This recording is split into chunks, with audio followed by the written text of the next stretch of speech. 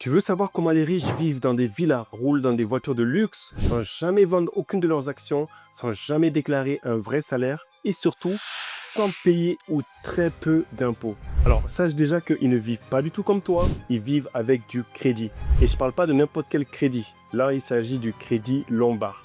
En fait c'est un outil financier qui est discret, puissant, légal et réservé à ceux qui savent s'en servir. Donc, dans cette vidéo, on va voir ensemble qu'est-ce que le crédit Lombard et comment ça fonctionne. Comment les riches l'utilisent surtout pour vivre, s'enrichir et optimiser leurs impôts. Et également les risques à connaître avant de faire n'importe quoi. Est-ce que toi, dans ta situation, tu peux en retenir pour progresser dans ton propre parcours d'investisseur? Alors attache la ceinture, on va explorer un monde où l'argent travaille pendant que toi, tu ne touches même pas à ton capital. C'est parti!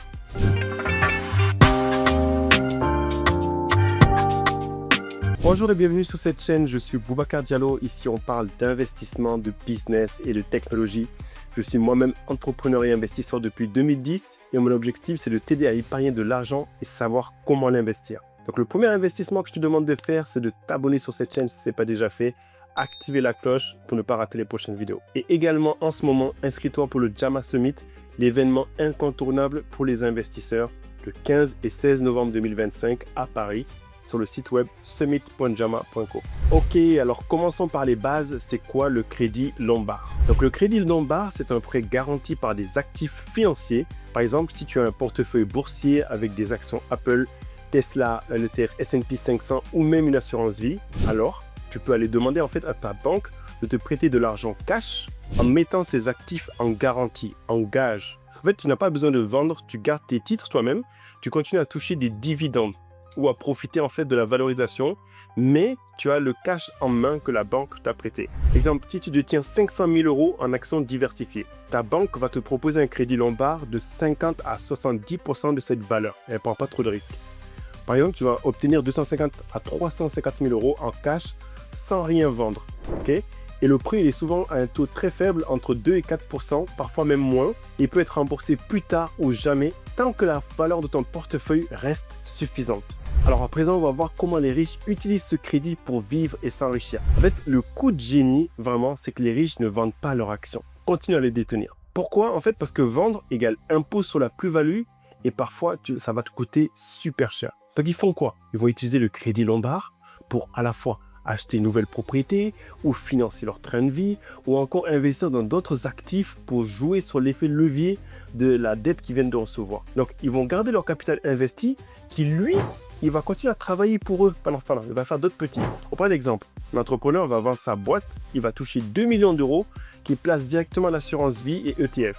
Au lieu de se verser un salaire imposable, d'accord, il va plutôt prendre un crédit Lombard de 800 000 €. Il va s'acheter une maison, une voiture, il vit, il investit à côté et il ne paye quasiment aucun impôt parce que la dette n'est pas imposable. Seulement tes salaires ou tes dividendes ou tes plus-values, mais pas la dette. Alors, il faut essayer maintenant de comprendre pourquoi il ne paye quasiment pas d'impôts. En fait, le crédit Lombard, encore une fois, ce n'est pas un revenu, c'est un emprunt. Donc, aux yeux de la loi, ce n'est pas imposable. Donc, tu ne vas pas payer de CSG, CRDS, pas d'impôt sur le revenu, pas de flat tax à 30%. Et c'est là, en fait, que tu comprends mieux pourquoi les riches déclarent parfois moins que toi, alors qu'ils vivent beaucoup mieux.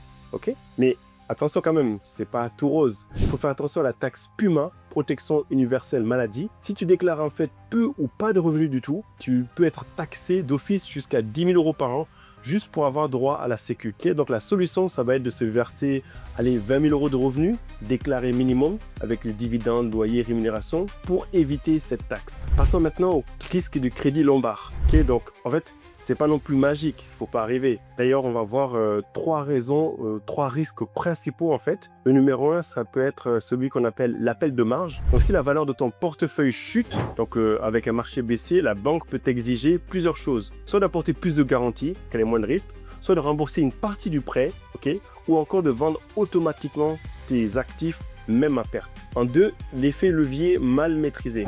Donc si tu empruntes pour réinvestir et que tes investissements échouent, tu perds plus que tu dois rembourser. Donc il faut que tu empruntes mais que tu gagnes quelque chose dessus. Ensuite en 3, le taux variable. Donc les taux peuvent augmenter avec les conditions en fait de marché et tu vas payer plus que prévu. Donc en fait, il ne faut pas utiliser le crédit Lombard pour consommer si tu n'as pas une base solide patrimoniale. Tu utilises le crédit Lombard avec déjà beaucoup d'actifs financiers et en plus utiliser une partie de cette dette, de cet emprunt pour continuer à investir et à gagner encore des dividendes dessus. Ok, on va maintenant faire un petit tour sur les banques qui proposent le crédit lombard. Donc, c'est pas toutes les banques, mais les banques privées et certaines banques en ligne premium, si tu as un bon patrimoine, vont le proposer. Par exemple, tu as BNP Banque Paribas Banque Privée, tu vas avoir UBS, Lombard Odier, Rothschild & Co, également Swiss Life Banque Privée et Banque Transatlantique. Donc les conditions pour avoir un crédit lombard, c'est d'avoir un patrimoine significatif, généralement plus de 250 000 € en actifs liquides, avoir des actifs stables comme des ETF, obligations, actions blue chips, assurance vie. Et certaines banques acceptent aussi des garanties immobilières. C'est très rare, mais ça peut arriver. Et le crédit lombard pur est toujours adossé à des actifs financiers. Donc là, on vient de voir pas mal de notions super intéressantes liées au crédit lombard. Donc, en résumé, le crédit lombard, c'est un prêt garanti par des actifs financiers. Il permet d'obtenir du cash sans vendre tes placements ou tes positions. Les riches, en fait, ils s'en servent pour vivre sans impôts et réinvestir intelligemment. Et tout ça légalement. Mais par contre, il faut faire attention au risque de marché et à la taxe PUMA et se payer un minimum pour y échapper.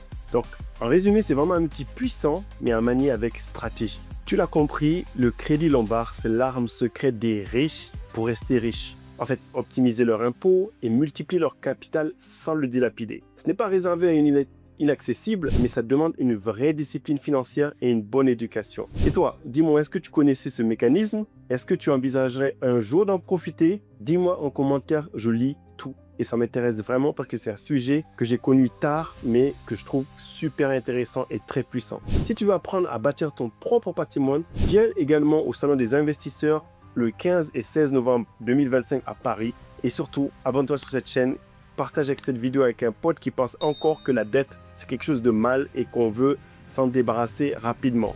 N'oublie pas, tout le monde peut devenir un investisseur à condition de comprendre les règles du jeu et de mettre un maximum de cartes de son côté pour en sortir vainqueur.